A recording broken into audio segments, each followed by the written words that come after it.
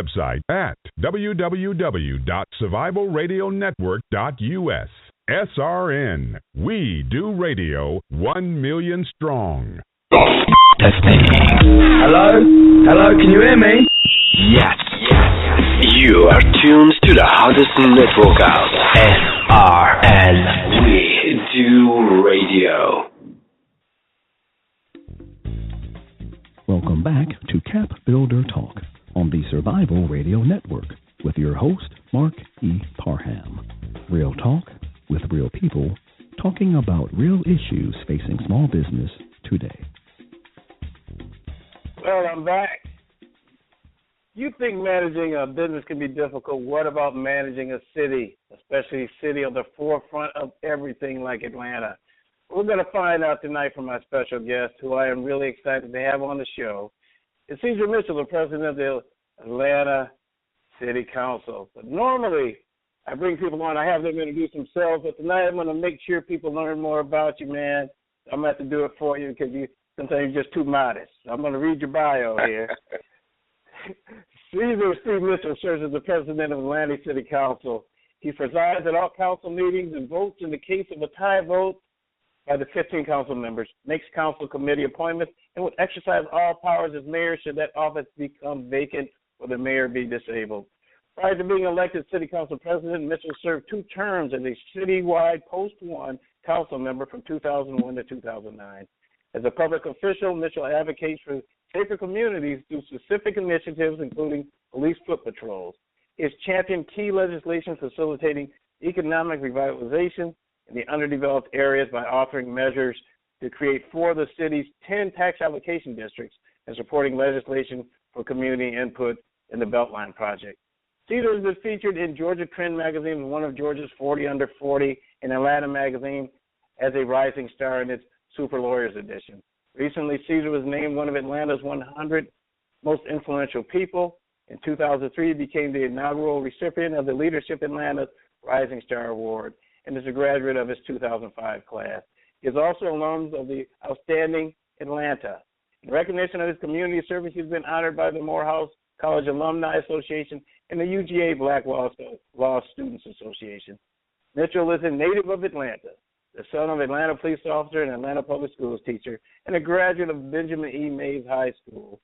He's an honored graduate of Morehouse College with dual majors in economics and English. Mitchell earned his law degree from the University of Georgia of Law, where he served on the International Law Journal and won a national moot court championship in constitutional law. Ceasar and his wife, Dr. Tiffany Mitchell, are the proud parents to their daughters, Cannon and Cesara, and they reside in the historic West End community and attend Impact United Methodist Church. Ceasar, welcome to the show, my man. Thanks for having me, Mark. It's really great to be here. How are you doing? I'm doing excellent, man. Man, I'm so excited about having you here. And I got to tell you, one of the reasons is I really wanted you to come on because, in our community, we hear so many things, but we don't hear the good things about what young men are doing. And every time I see you walk into a room, I'm just so proud to have made your acquaintance, a number of years ago, to see how much you've grown. And I want people to hear your story because, I'm behind you 100%. But I want more people to know. That's why I've been touching the heck out of your staff, emails, calling, because I wanted to get you on the show. But I want you to just say welcome to the people in the audience. And, you can introduce yourself a little bit now.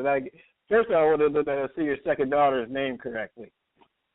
No, you there was a good try, and I certainly. That was a good try. So, it was a good try. So my oldest is named Cannon, and my youngest is named Zaria. It is spelled with a C. Yeah, so it's like a variation of Tsar, like a Russian Tsar, which is based on the word Caesar, which is the Roman emperor. And that was my wife's. That was my wife's way of saying we're not having any more children. Hey, that's all good, man. You got a whole city to raise, so that's okay. You got a whole city. Let's talk, man. You're a native son. You, man, everything's Georgia about you. So let's talk about that. Let's talk about, from whence you came. Well, absolutely. I was born, as you said, right here in this city in a hospital called Hughes Spalding Pavilion at Grady. So, I guess I'm a Grady baby through Hughes Spalding, and that was kind of where. And so that's where I was born, and I was raised in the CME Church. And coincidentally, I tell people that I was born at Grady Hospital, and literally christened right across the street at Butler Street CME Church, Christian Methodist Episcopal Church, and so just have been so proud to have been born and raised here in the city of Atlanta.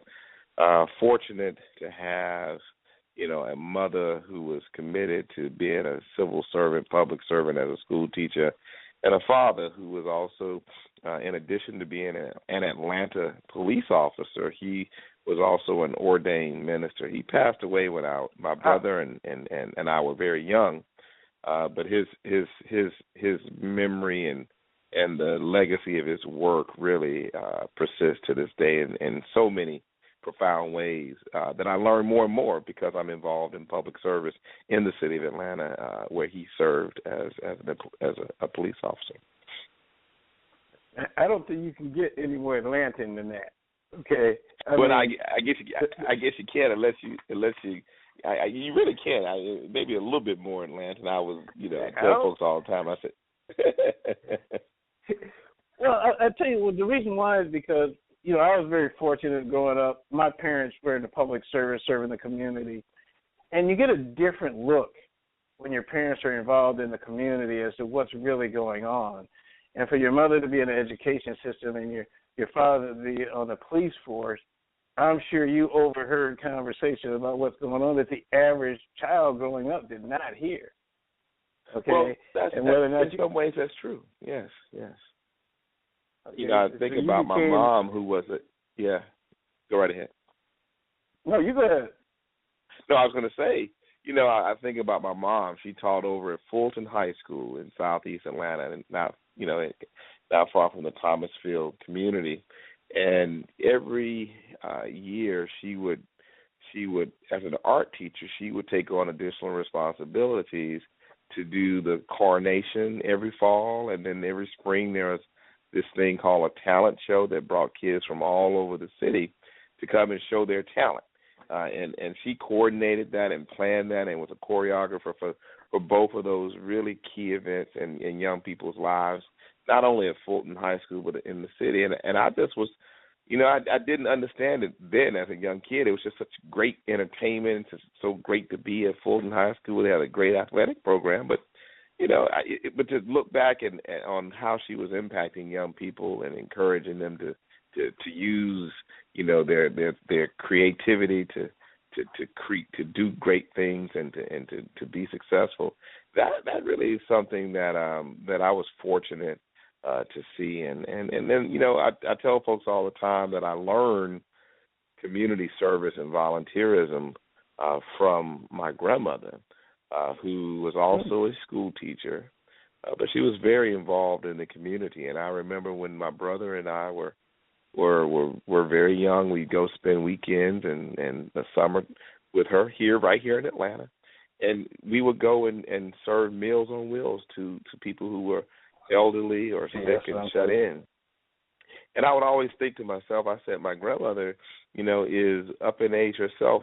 Someone really should be sending or bringing her a meal. But she would get out and we'd get in her car and we'd drive down the street and as slow as one can drive without being stopped by the police.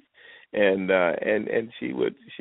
we would take meals to people. And so I learned the value of service from her and from my mom and from my dad. And so that's really been instructive for me, and also really a big part of who I am as not just an elected official, but really as a father and as a husband and as someone who loves this city. And I tell you, I don't think you couldn't have went to a better school to learn how to do that than from your parents and your relatives. So tell me this now, when you were growing up, did you ever think that you would be doing what you're doing today, Did you, a lot of kids, I want to be an astronaut. Or, what were your desires growing up? Did you know what you always wanted to be, or when you were no. a child? It's funny you asked that question. Yeah. When I think about what I wanted to be when I was in high school, I went to, being at Mays, you in the Academy of Math and Science, and so I really was very interested in science and math, and so I had actually would go to school and major in aeronautical engineering or physics or something like that, and in fact I had been accepted to Georgia Tech to go study in physics. And I'd also, as an athlete, a student athlete, I'd been also recruited to go to Brown University to play football. But I made a decision to go to Morehouse College, and it really was at Morehouse where I began to understand in a very profound way, really, that the world needed young men, particularly young black men, to be in leadership.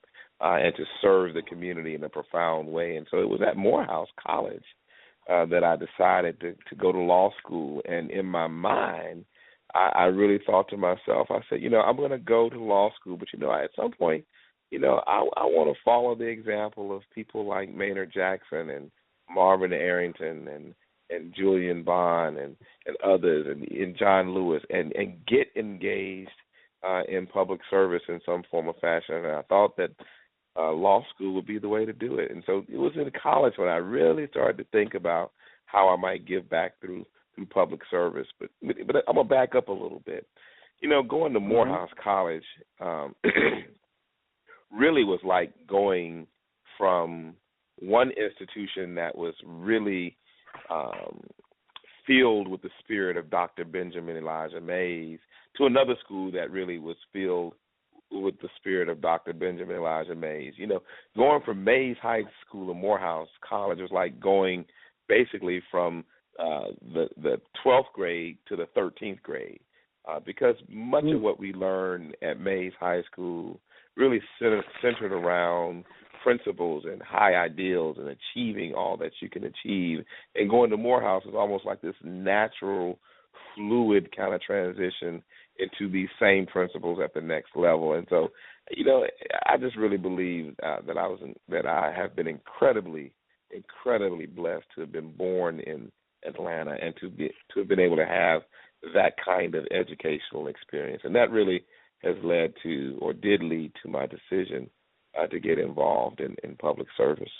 Now, so your aha moment, I like to always find out when people had I call it an aha moment, but to me it's really when you're in your purpose life, or you made a decision, this is what I'm going to do, was at Morehouse, when you decided, I'm going to do this public service thing. So you made a conscious decision at that point to do this.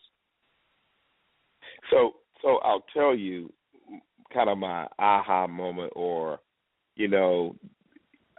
this is what I want to do. Because when I was at Morehouse, I was an English major and an economics major. So I had a double major in subject matters that had nothing to do with politics. In fact, I only took like one or two political science courses. I got involved a little bit in kind of SGA, student government stuff, but really in a different way. For 1 year, I served as like a student senator, and I think I did that my sophomore year or something like that. But I ended up being engaged in student government really from more of a service perspective, because I ended up being the editor-in-chief of our school yearbook.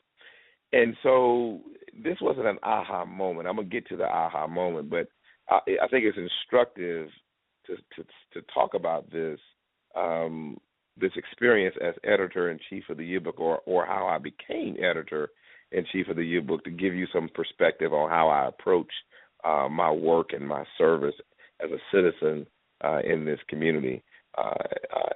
So the year before my senior year, my junior year, Morehouse had a yearbook staff. In some kind of way, the yearbook staff just disintegrated. And so we really didn't have a yearbook my junior year at Morehouse College. and it ended up being kind of a Facebook that the administration produced, just really in many ways to save face. It really was like a Facebook, instead of being an electronic Facebook. It was almost kind of like a Facebook that you would see, kind of like a little booklet, a little directory. And so I said to myself, I do not want to have my senior year come and we not have a yearbook that I can have and my classmates can have. So I volunteered with no real experience in producing a yearbook. I wasn't on yearbook staff at Morehouse, had not been on yearbook staff at Mays High School, but I volunteered to be the editor-in-chief of the yearbook. And they said, okay, no one else raised their hand to do this hard, dirty, grimy work, that required us to be up all night and everything. So, yes, you'll be the editor-in-chief. But I took that on because I had a significant amount of pride in Morehouse College, and I wanted to see my class, and I wanted to have the experience of having a yearbook. I always was fascinated by yearbooks and the history that it captured, and the stories that it told that would be so much cherished by us, and by, once we, have been gone from the school for 20, 30, 40, 50 years. I thought those memories would be important. And I said, if not someone else, if not me, then who's going to do it? And if not now, when? And so I stepped up and served. But it was incredibly instructive for me because it's about saying, what is it that has to be done, and who's going to do it? And rather than point your finger at somebody else to do it, why can't you step up and actually do it yourself? Gotcha. And so I'll tell you my aha moment, though, in terms of deciding that public service is a noble profession when you have noble men and women who are willing to do it. I was the president of the Morehouse Spelman pre-law society. I'd made a decision to go to law school, and so at that moment in time, I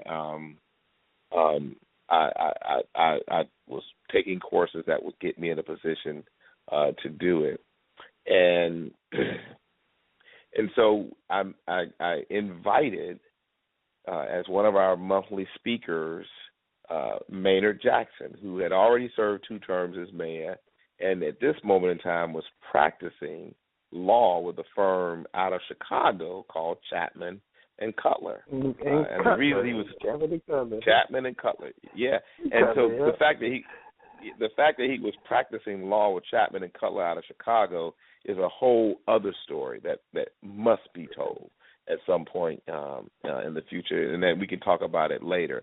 But he was practicing law with a Chicago firm, and he had moved and created an Atlanta office of the Chicago firm here because no other firm here locally would give him an opportunity to be in their firm. Which you've got a man who served 2 terms as mayor of this city and was a brilliant lawyer, incredible leader, and no one offered him a job to be in one of the silk stocking firms downtown, which is amazing to me. It's really in many ways just very, very telling of the times we were living in when he served as mayor. So anyhow, I invited him to come and be the monthly speaker to our pre-law society. And so we did flyers, and we distributed flyers, and we promoted the event. And so we promoted the event, and the day of the event, he came to speak to us, the Maynard Jackson, mayor of the city of Atlanta. And he came, and there was a whopping 15 of us there when it should have been 200 kids there to see this man. And he came, and he spoke to 15 of us in this room like he was speaking to the Democratic National Convention as the headline speaker. He put his all into it, and he showed us an incredible amount of attention, presence, and respect, even though it was only a few of us in the room. When I saw that, I said, this is a noble profession. When you have a noble person with noble intentions, I want to be like him. And so That was really my aha moment. And one last thing I'll say about Maynard Jackson, which is so important to say, when you see lawyers African American lawyers of color that are practicing now in big firms here in this city, when you see African American young people getting involved in elected office in not only Atlanta but other places around the country, and they are able to do it while having a full profession as a lawyer or whatever it may be, all of those folks, including myself, have a debt to pay to Maynard Jackson for having those kinds of opportunities. And the reason is because Maynard literally proved the model that a firm can come from another part of the country, set up shop in Atlanta, and be successful. So I would not be with the firm I'm with now if it hadn't been someone like Maynard who had gone before me and made those kinds of sacrifices. And the same goes to say for being able to be in elected office. I know I've talked a lot about it, but Maynard Jackson is incredibly he is someone important to me. But he is someone that's important to the city of Atlanta. There would not be the business climate that we have here if it were not for him. Okay? Absolutely. I mean, the airport and just the way we do business. And, so I'm glad you brought it up. Maybe we need to do a show just on Maynard. I think there's a movie coming out, but I just think you're correct in giving him his due. I mean, because he paved the way for a lot of us. Now, just moving on, talking about community. Mm-hmm. Go ahead. No, you go ahead. I was gonna say just really quickly. I mean, when you think about the fact that Atlanta is a global gateway now, and we're close to becoming a global city, that is because of his vision to expand the airport into what is now the busiest airport in the world. When you see people coming from all over in the world, when you see people coming from all over the world through this airport. To live in Atlanta and to pursue their dreams.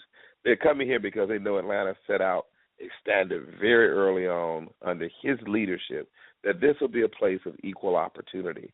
Regardless of your background, regardless of your race or your gender, you would have an opportunity to come here, and if you're willing to work hard, you had a great idea, a great product, a great service, you would be able to have an opportunity through the city's Equal Business Opportunity Program, which has become the model around the world when you talk about diversity and inclusion in business and business-to-business relationships between large and small businesses. That is the legacy of Maynard, and that is what we tout when we go near and far to talk about our city. Well, since you brought it up, that equal opportunity, equal business opportunity. You hosted an information session, for the city of Atlanta, and I understand the goal of the program is to promote full and equal business opportunities for everyone doing business within the city. Why is this Atlanta's approach different and special than other cities? What makes this different? Well, what makes us different is that we really, in many ways, are the originators through the leadership and the vision of Maynard Jackson while he was mayor. To create a program that said that if you are a qualified small or woman-owned or minority business, you will have an opportunity to do business with the city of Atlanta.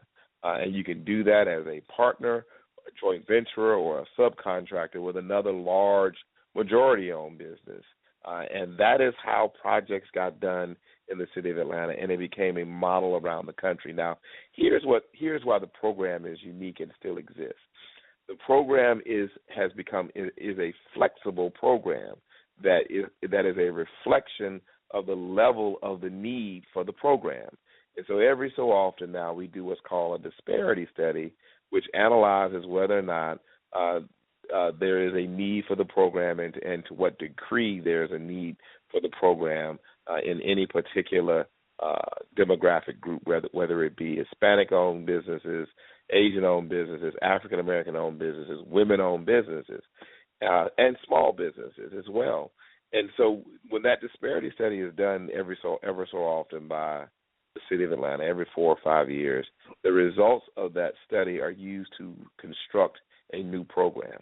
Well, we came to the end of the last program's term at the end of last year, in December of 2015, and so the disparity study was complete and a new program was put forward.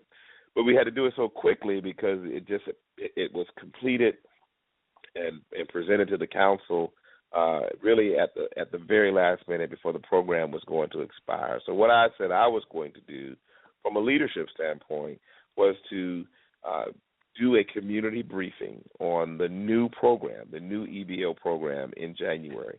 And that's what we did. And so we had several hundred people to participate to learn the nuts and bolts of the new program that we now have in the city of Atlanta. And so that's why we did it. I think it was very beneficial, and we may do some more so that people know that the program exists and know that the program can be very beneficial to them and they can actually pursue opportunities through the program. That is the objective, and that is the hope.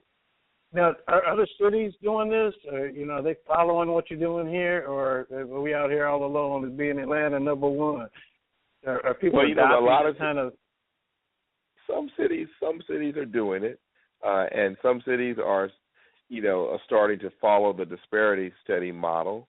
But then, there are two things. You have to have two things in order to do this. You've got to have, number one, the legal basis upon which to construct a program, an equal business opportunity program. And that's where the disparity study becomes so important because it shows that there is still a need for the program because it's a very detail-oriented, data-driven model that is put together, an analysis that's put together. But the second thing you need is political will to do it.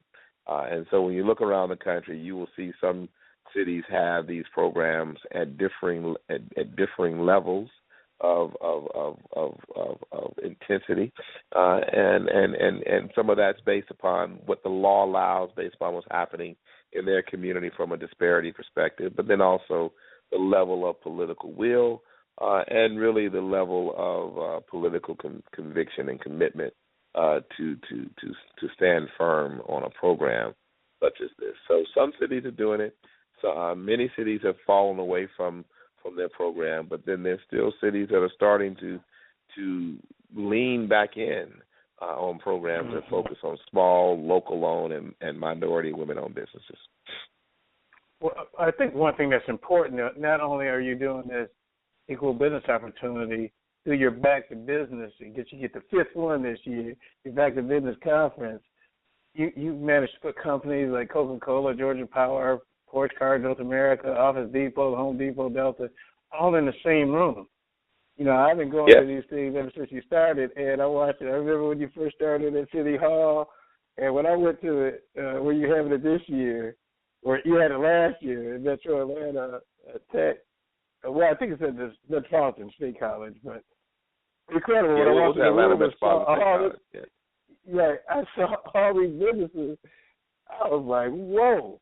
And let's talk about that for a second. How long has it been going on, and what inspired you to create that? Well, we've been doing it for 5 years, and we started just when the recession was. We were really in the throes of the recession, and my thinking was this: we're in the recession. We're trying to push through this recession, which was deeply impacting the city of Atlanta. I said, we've got to do some sort of event that would start to, number one, get people back together again, get businesses talking to one another, creating business-to-business relationships, small businesses talking to small businesses, trading notes, but also we want to create a space for these businesses to meet and network with procurers not only in the public sector, but also procurers of goods and services in the private sector. And so our first year, we started off with nothing but public sector entities there to meet and greet with small business owners, and it was really just a half-day experience. We had a speaker in the morning, and we had kind of some booths in the old council chambers, and we had maybe 150 people that came through during the course of the day. We had one private sector business there. I think it was Office Depot may have been there. And so we've grown this event from an event where we had 100, 150 people, only government agencies at every level, to what is now an event that we don't do at City Hall anymore. We did it at Atlanta Metropolitan State College. It's not one day. It's actually back to business week.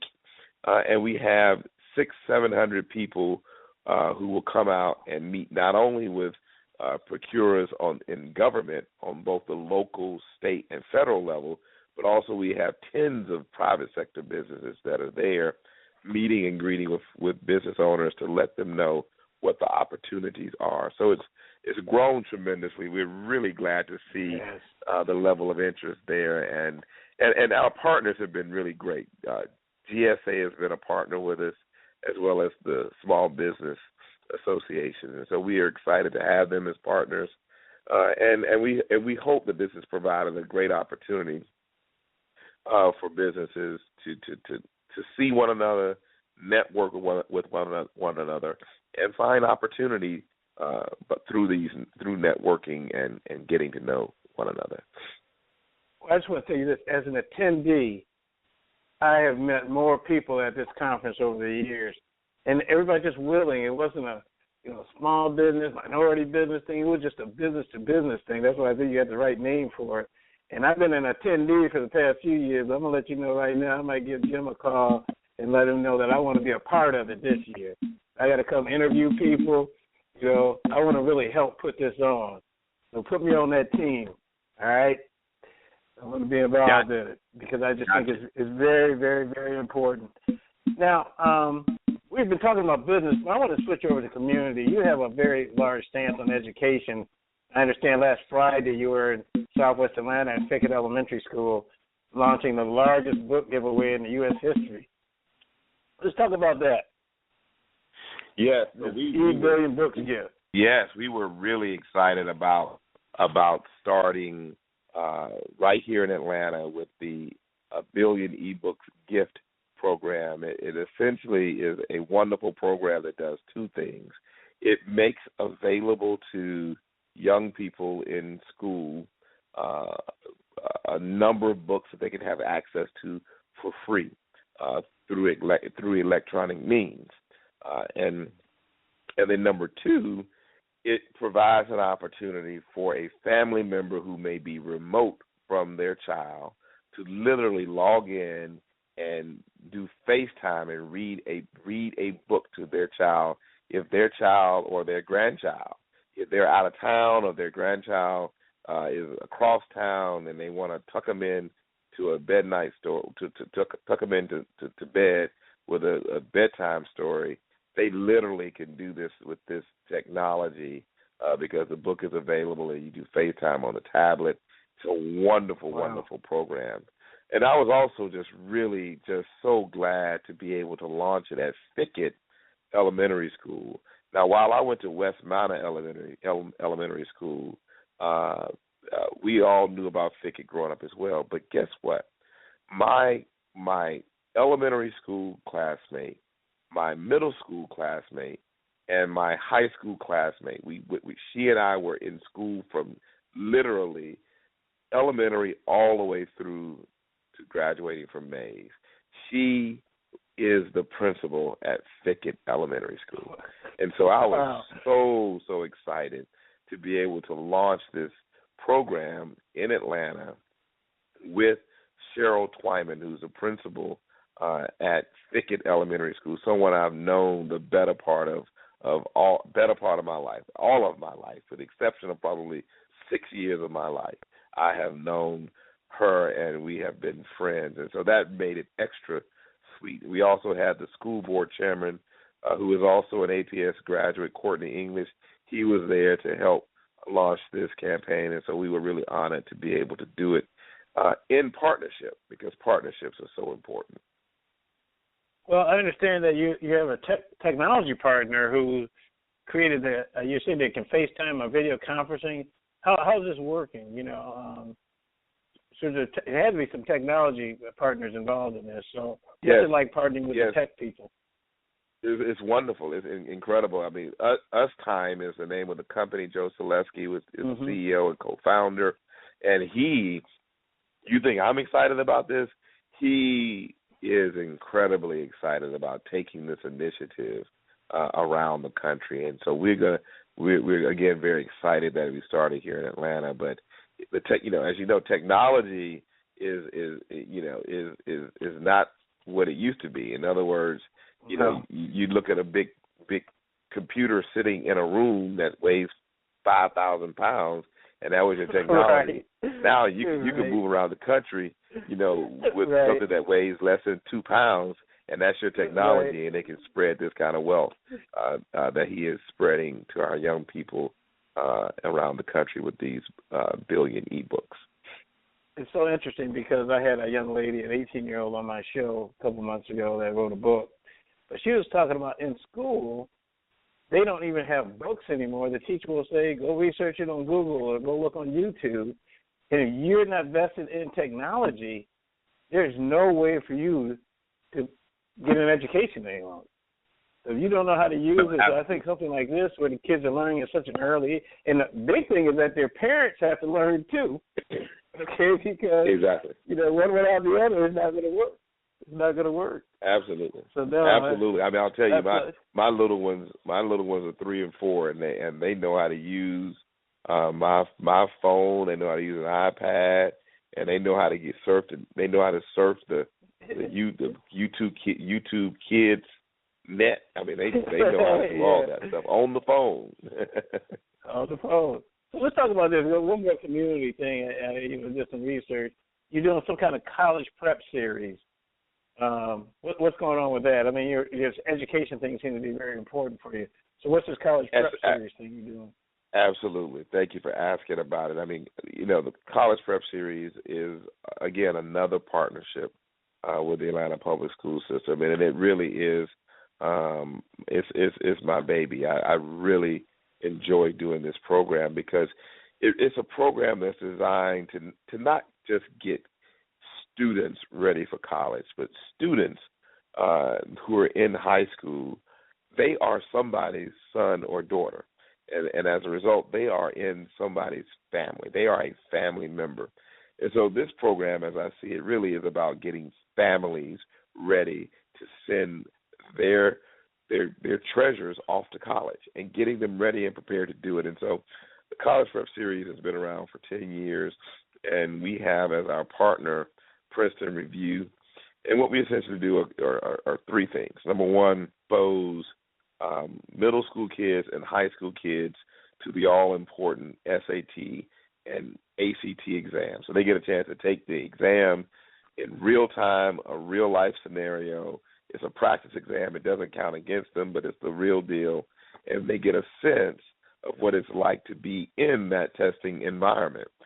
And then the second thing we do is we provide parents, while the kids are taking the test, we provide parents with an opportunity to learn about the college admissions process, financial aid, as well as scholarships and other wraparound services that are so important to getting kids in college and keeping them in college once they get there. And then the third piece that we do at what we call a Scores Back session, which is a week and a half, sometimes 2 weeks later, is we do what's called a College Fair Express. So we bring in a select number of colleges and college admissions officers and provide an opportunity for the kids and their parents to meet with colleges and to get a sense of, what a particular college may be like, because you've got an admissions officer or an alumnus of a particular college there, and they bring information about the college, and you have a chance to learn and meet and greet and network with a number of colleges. This program is really an incredible program and has provided a significant amount of opportunity for young people. And there are some incredible stories that I can tell you that have come out of this program and that have benefited families. Well, I'll tell you this, man. I know we're coming down on the bewitching hour here, and I know we got a lot more to talk about. I might have to have you back on again because we didn't even get to managing the city yet. But this is good because I really wanted to hear about what you're doing, the things that you're passionate about. I want to get that out. I do want to talk about the city. Maybe we can do that at another time. But I want you to just spend a few minutes. Okay. I want you to just spend a few minutes telling people, I like people to leave pearls of wisdom at the end of the shows about, moving themselves forward and things you're planning on doing. So give me, a couple of things that pearls of wisdom that, that you want to impart to the people that are listening about you, about the city, about whatever it is that's on your mind. So the first thing I would just say is something about Atlanta. The city of Atlanta is a very special place.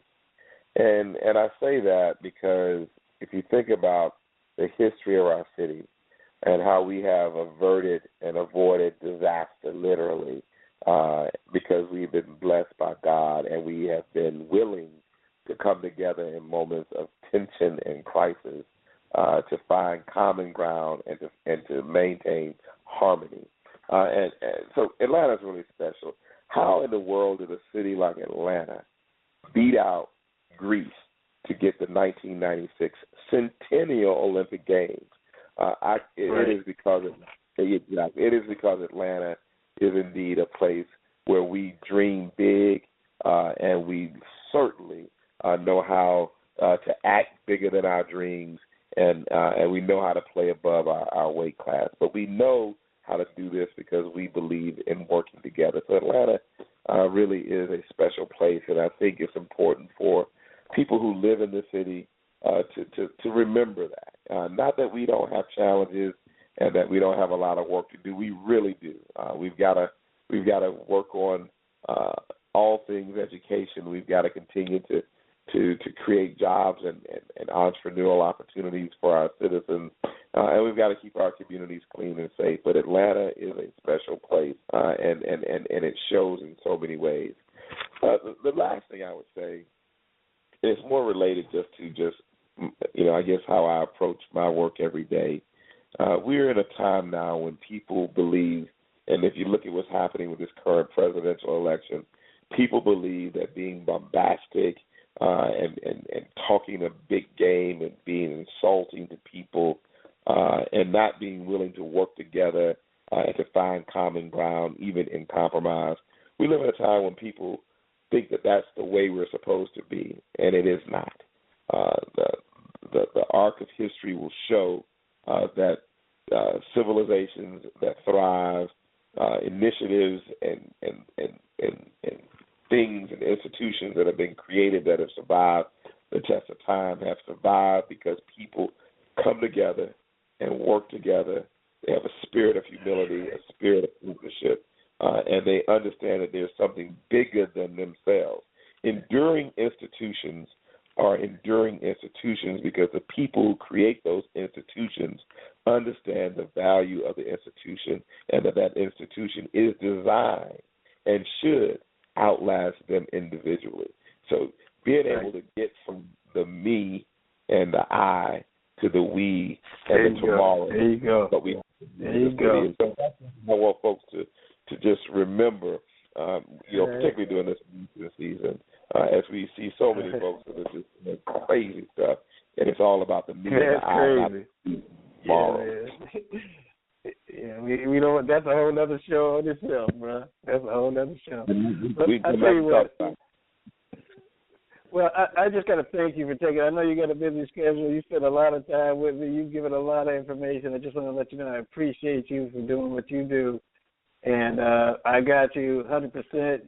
You are, the one thing you always say to me. I get a chance to say it to you every time I see you. You say, "Let me know what I can do for you." Well, I'm telling you, let me know what I can do for you. All right, man, you let me know. All right, I will. Let your people know they can call on me. You don't have to be the one to call. I don't have to be running out there. She's a call and ask me. Anybody that calls me, when you told them to call me, I got you. All right. Thank you so much, my brother. All right, man. So thanks for coming out. I look forward to working with you in the near future. And I just can't say enough. I really appreciate you, my brother. Right. Thank you for having me. I'm honored to have been able to spend time with you. Get that time. All right, man. Take it easy. I'll talk to you later. Take care. Bye. All right. So you heard it tonight. You know, I've been waiting a long time to get him on the show. Finally got him. I hope you enjoyed it. I hope you listened to really the important things he was saying, especially the thing that he ended up with. It's so important that we have to talk about these things about community and not about about we and rebuilding and education and just everything that he touched on.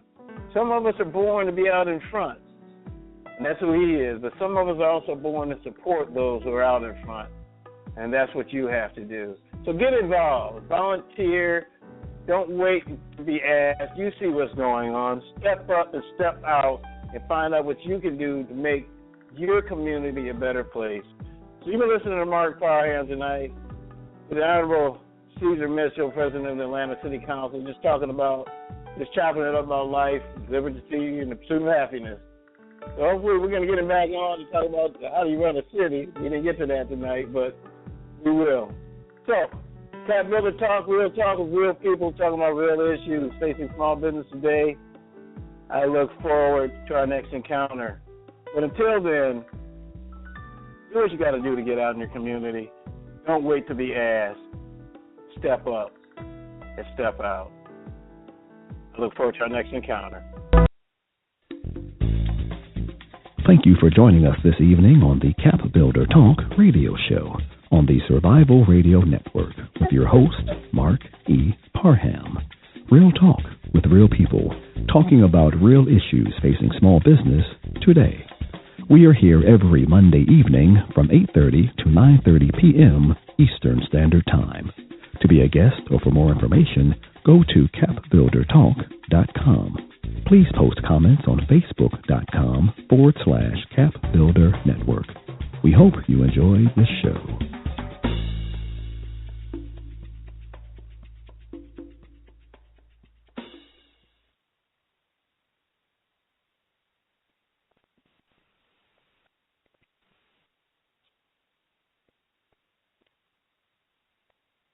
Geico presents sharing versus oversharing. Way early this morning, Brad Higdon shared a major spoiler alert from everyone's favorite hit show, sad emojis to express his feelings about the plot twist, and a playlist he made to drown out his sorrows? Dude, oversharing alert. Brad, Geico has something worth sharing with those who haven't befriended you. Like how you could save hundreds on your car insurance at Geico.com. So stop moping about the post-apocalyptic world and start saving in the real world. Geico. 15 minutes could save you 15% or more on car insurance.